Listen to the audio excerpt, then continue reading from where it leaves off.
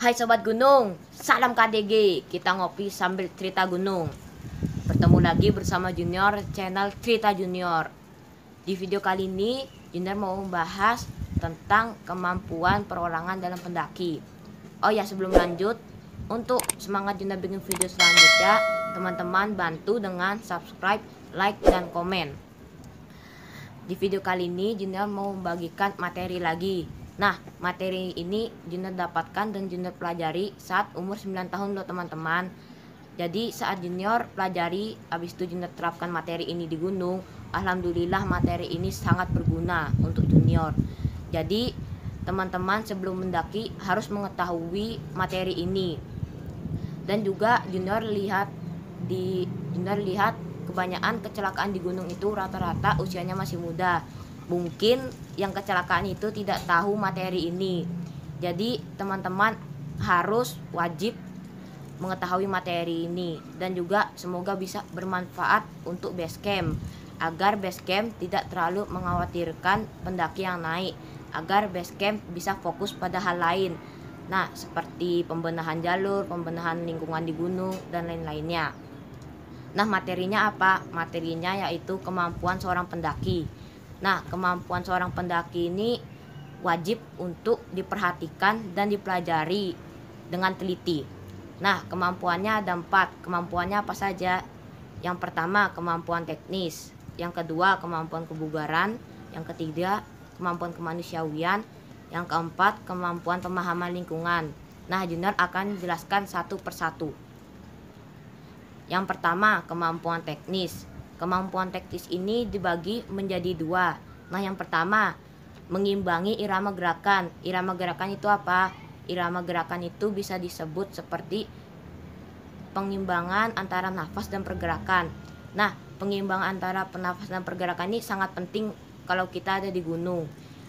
Karena kalau kita bisa mengimbangi antara pernafasan dan pergerakan, kita tidak mudah lelah.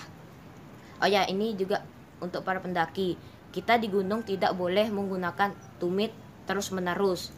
Nah, kalau kita naik gunung itu pasti enaknya menggunakan tumit kan, tapi itu sangat tidak dianjurkan. Nah, tidak dianjurkannya karena kenapa? Karena kalau kita menggunakan tumit terus menerus, otot betis kita pasti bekerja lebih keras. Nah, dan itu juga bisa menimbulkan yang namanya kram. Itu cepat sekali menimbulkan kram. Jadi untuk para pendaki tidak dianjurkan menggunakan tumit berlebihan. Nah, yang kedua, efisien dalam menggunakan barang. Nah, barang yang efisien itu apa saja? Nah, contoh pertama, misalnya kita mau bawa pisau, lebih baik kita bawa pisau lipat. Nah, kalau pisau lipat itu kan pasti banyak jenisnya. Jadi lebih baik kita bawa pisau lipat yang komplit. Nah, kalau yang komplit itu kan sudah lengkap, udah ada pisau, sendok, garpu, senter kecil, dan pembuka kaleng. Nah, contoh kedua, headlamp. Nah, headlamp ini kan ada 3 jenis. Nah, ada senter biasa, senter kabut, dan senter yang berwarna merah. Nah, lebih baik kita ada 3 fungsi itu dalam satu headlamp. Itu untuk menghemat namanya penyimpanan saat ada di carrier. Contoh ketiga, tenda. Kita bawa tenda itu yang simpel-simpel aja. Yang penting itu standar untuk pendaki dan standar untuk gunung yang kita naiki. Nah, jadi kita boleh bawa barang yang efisien, tapi kita juga harus tahu cara menggunakannya.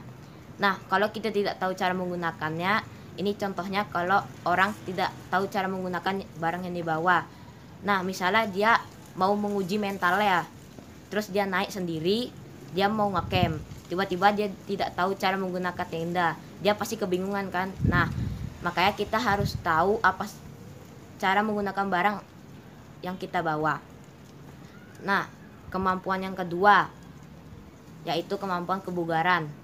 Dalam pendakian pasti detak jantung dan paru-paru itu bekerja lebih keras dibandingkan hari-hari biasa saat kita tidak berada di gunung. Makanya 1 minggu sebelum kita mau naik gunung dianjurkan untuk olahraga. Nah, olahraganya apa saja? Boleh olahraga lari dan olahraga lain-lainnya. Nah, gunanya olahraga 1 minggu sebelum mau naik gunung itu apa?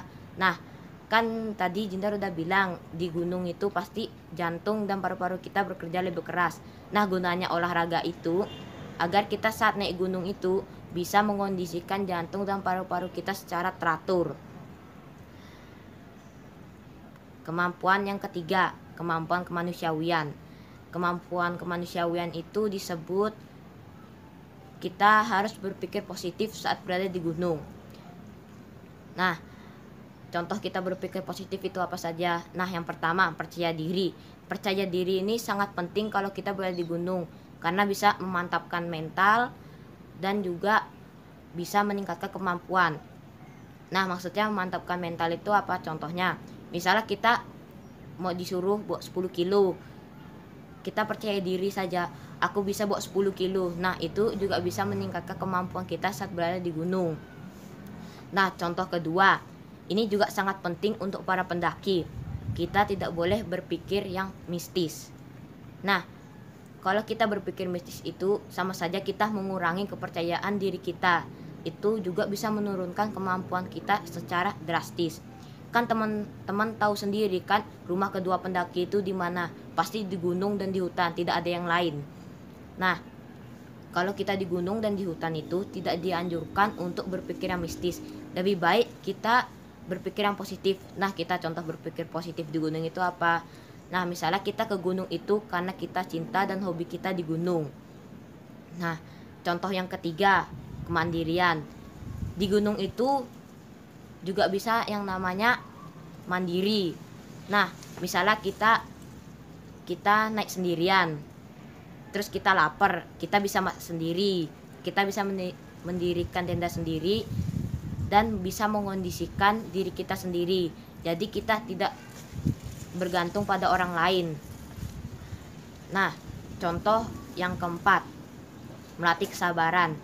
Melatih kesabaran itu bisa dimaksud dengan kita tidak boleh melampaui atau melebihi kemampuan kita.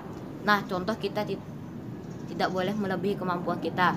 Misalnya kemampuan kita masih di 2000 mdpl, tapi kita langsung naik ke 3000 mdpl.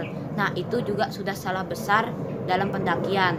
Jadi kalau kita kemampuan kita masih di 2000 mdpl, lebih baik kita naik 2000 mdpl terlebih dahulu, baru ke 3000 mdpl. Nah, sudah ngerti kan kemampuan yang ketiga? Sekarang Junda mau lanjut kemampuan yang keempat. Tapi sebelum lanjut, Junda mau seruput kopi dulu.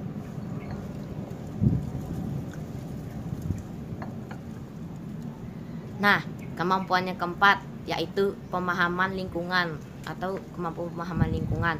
Kemampuan pemahaman lingkungan ini dimaksud seperti kita harus bisa melihat situasi. Jadi maksudnya melihat situasi itu seperti ini. Contohnya, kita ngecamp di gunung. Nah, dijadwalkan untuk naik besok. Nah, saat kita mau naik ke puncak, itu di puncak terlihat kabut tebal dan badai. Kita juga harus bisa membaca situasi seperti itu. Itu cocok tidak untuk kita mendaki, untuk summit. Tapi kalau tidak cocok, lebih baik kita tunggu sampai badai itu hilang. Karena kalau kita meneruskan itu sangat berbahaya. Nah, contoh yang kedua, misalnya kita nyampe base camp, mau naik. Nah, pas kita mau naik, tiba-tiba hujan deras di base camp. Itu kita juga harus tahu, itu cocok tidak untuk kita mendaki. Kalau tidak cocok, lebih baik tidak naik. Nah, ini sesuai pengalaman Jinar saat di base camp. Jinar dapat bertanya kepada seorang pendaki. Nah, saat Jinar bertanya itu kondisinya lagi hujan deras dan malam. Nah, Jinar bertanya seperti ini, "Kak, kenapa tidak nunggu reda?" Nah, pendaki itu jawabnya seperti ini, "Waktunya udah mepet dan juga liburnya udah mepet." Nah, kan kebanyakan pendaki pasti bawa anggota. Nah, kalau leadernya itu mampu, belum tentu juga anggotanya mampu. Nah, makanya Junior sarankan sebelum kita mendaki harus mengetahui 4 kemampuan ini. Nah, kalau kita sudah bisa mempelajari 4 kemampuan ini, kita pasti merasa lebih safety dan aman. Nah, semoga materi yang Junior berikan ini bisa bermanfaat untuk para pendaki dan base camp untuk mengurangi angka kecelakaan di gunung. Dan juga teman-teman jangan lupa untuk subscribe, like, dan komen. Oh ya, sebelum penutupan, salam KDG, kita ngopi sambil cerita gunung.